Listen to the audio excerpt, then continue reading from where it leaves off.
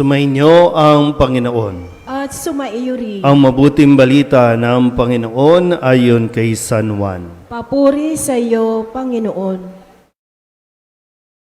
Kinabukasan, nakita ng mga taong nanatili sa ibayo ng lawa na naroon pa ang isang bangka. Alam nilang si Jesus ay hindi kasama ng mga alagad, sapagkat ang mga ito lamang ang sumakay sa bangka at umalis. Dumating naman ang ilang bangkang galing sa Tiberias at sumadsad sa lugar na malapit sa kinainan nila ng tinapay matapos magpasalamat sa Panginoon. Nang makita ng mga tao na wala roon si Jesus ni ang kanyang mga alagad, sila'y sumakay sa mga bangka at pumunta rin sa Capernaum upang hanapin si Jesus. Nakita nila si Jesus sa ibayo ng lawa at kanilang tinanong, "Rabay, kailan pa kayo rito?" Sumagot si Jesus, "Sinasabi ko sa inyo, hinahanap ninyo ako, hindi dahil sa mga kababalaghang nakita ninyo, kundi dahil sa nakakain kayo ng tinapay at nabusog.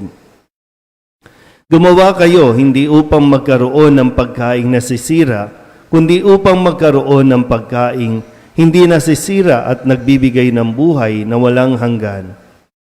Ibibigay ito sa inyo ng Anak ng Tao, sapagkat siya ang binigyan ng kapangyarihan ng Diyos Ama."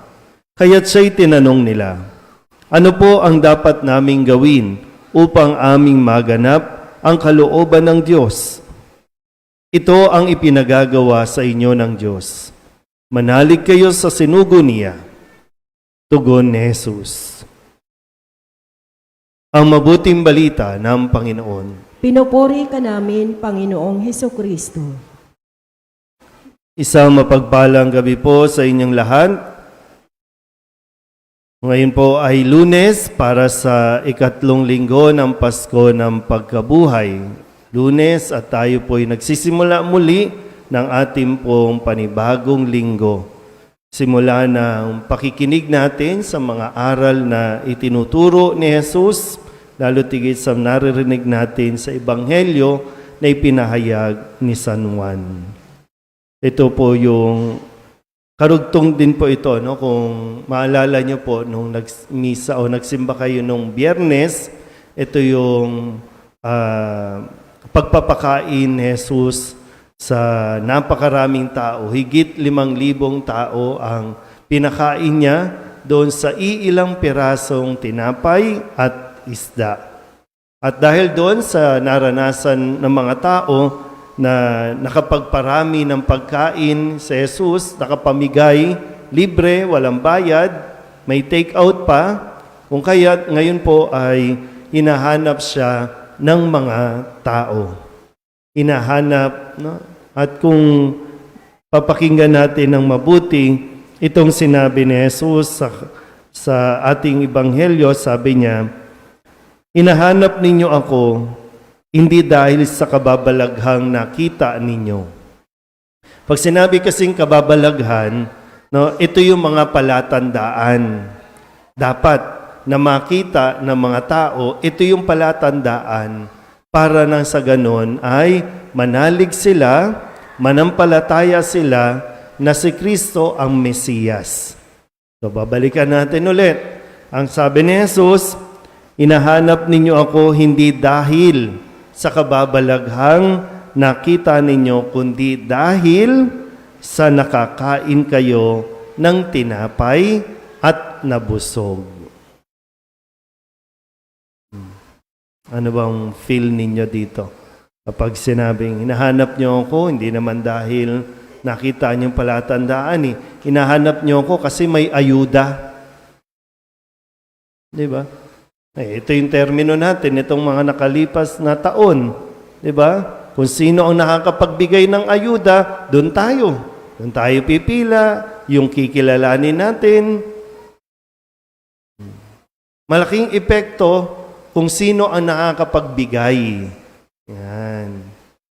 Kaya nga, kung ikaw ba, anong pakiramdam at anong mararamdaman mo kung kaya lumalapit sa iyo ang tao kaya ka kinakaibigan, kaya malapit sila sa iyo, ay dahil may nakukuha sa iyo.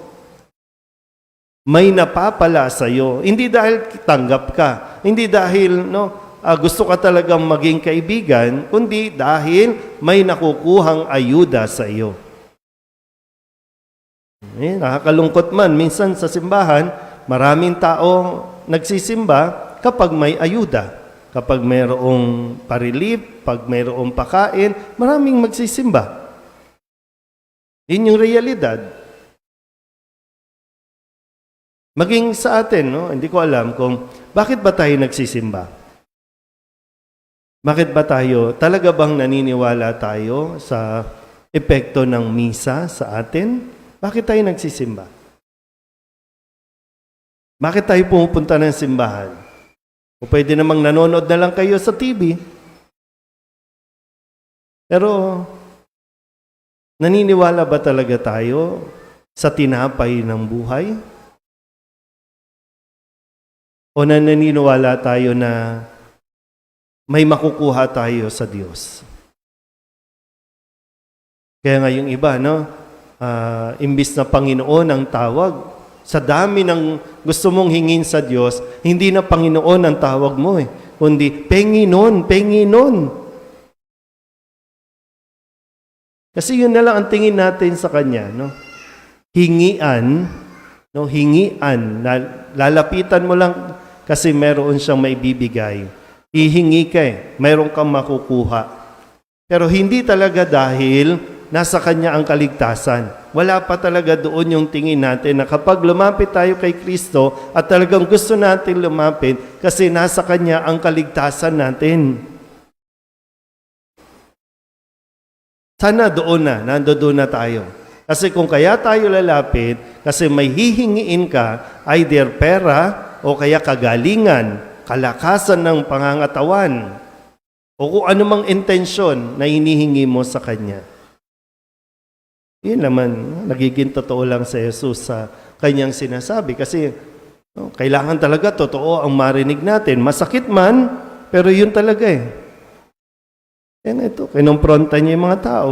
Kaya lang nila ako hinahanap Kasi may libreng tinapay, mabubusog kayo, o pwedeng hindi na kayo magtatrabaho, hindi na kayo mapapagod, kasi pag nagutom, andyan naman, pwede kong gawing paramihin yung tinapay at isda. Sitting pretty na lang tayo. Pero yun lang, nalulungkot pa rin, nakakalungkot din isipin na hindi sila lumapit dahil kilala na nila si Jesus, tinatanggap na nila si Jesus bilang Mesiyas. Ang tingin pa nga ng iba, pwede siyang maging hari, pwede siyang maging presidente. Kasi may makukuha. Kasi may maibibigay siya sa atin. Kaya di ba, sabi natin, makikilala mo ang tunay mong kaibigan sa mga panahong wala ka na. Doon lalabas kung sino talaga ang tunay na nagmamalasakit, ang tunay na kaibigan o tunay na tumatanggap sa iyo kapag wala ka na. Isipin nyo rin. Pero sana tayo mismo, tayo ay hindi nakikipagkaibigan, hindi lumalapit dahil lamang meron tayong nakukuha sa isang tao. Kundi nagiging authentic tayo sa atin pong pakikipag-ugnayan o sa ating pakikipagrelasyon sa tao. Amen?